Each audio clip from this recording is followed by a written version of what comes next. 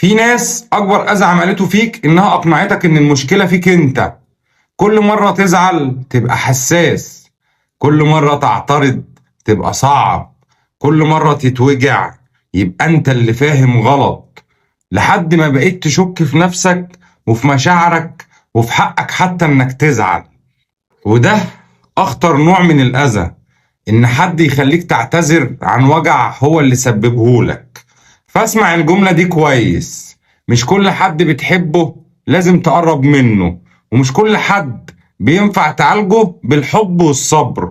في ناس كل ما تديها فرصة بتعتبرها إذن إنها تكمل.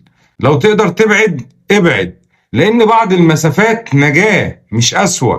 لكن لو الشخص ده من الأهل أو ظروفك جبراك إنك تتعامل معاه، يبقى بلاش تدخل كل يوم المحكمة وتدافع عن نفسك.